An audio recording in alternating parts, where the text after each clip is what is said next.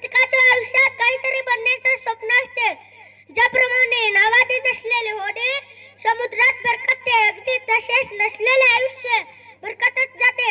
म्हणून आयुष्यात एक स्वप्न असणे खूप गरजेचे आहे. मित्रांनो, माझे देखील एक स्वप्न आहे. मला मोठेपणी यशस्वी डॉक्टर बनायचे आहे. मित्रांनो, माझे स्वप्न ऐकल्यानंतर कदाचित तुम्हाला असं आलं असेल की बोर्दा पाण्यासारखे अतिशय दुर्गम भागातील ज्या ठिकाणी वीज, पाणी आणि नेटवर्क अशा सोयी सुविधांची वणवा आहे, तिथला मुलगा काय करणार? डॉक्टर कसा बनणार? मित्रांनो, मला माहित आहे की स्वप्न माझ्या आकाशा एवढं रुंद माझे पायवाट, स्वप्न माझ्या आकाशा एवढं रुंद माझे पायवाट, गगनाला भेटण्यासाठी मी चालेल उमेदीची वाट, मी चालेल उमेदीची वाट.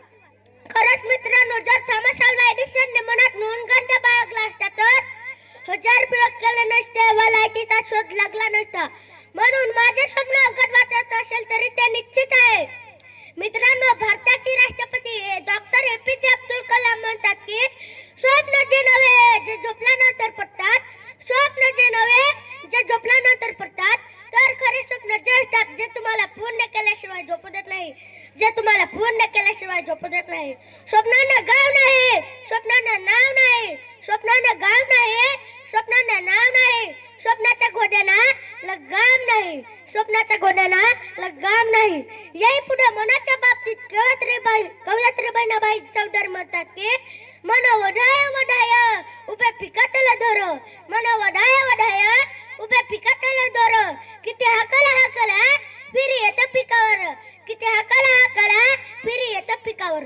आपलं मन जरी एखाद्या मुखात जनावराप्रमाणे असले तरी माझे ध्येय आता आहे. मित्रांनो, मी डॉक्टर बनण्यासाठी अथक परिश्रम करणार आहे. मी 12वी सायन्स केल्यानंतर नीट परीक्षेची तयारी करून एक आदर्शवंत डॉक्टर बनणार आहे.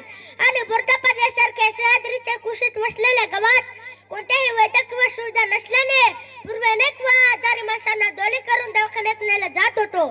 म्हणून माझ्या अतिशय दुर्गम भागातील लोकांची सेवा करण्यासाठी डॉक्टर बनायचे आहे. आजही आपल्या देशात विशेषतः ग्रामीण भागात चांगल्या आरोग्य सुविधांची कमतरता आहे. पैशाअभावी किंवा वेळेवर उपचार न मिळाल्यामुळे अनेक लोक आपले प्राण गमावतात. मला अशा लोकांसाठी काम करायचे आहे. पैशाअभावी किंवा वेळेवर उपचार न मिळाल्यामुळे अनेक लोक आपले प्राण गमावतात. मला अशा लोकांसाठी काम करायचे आहे.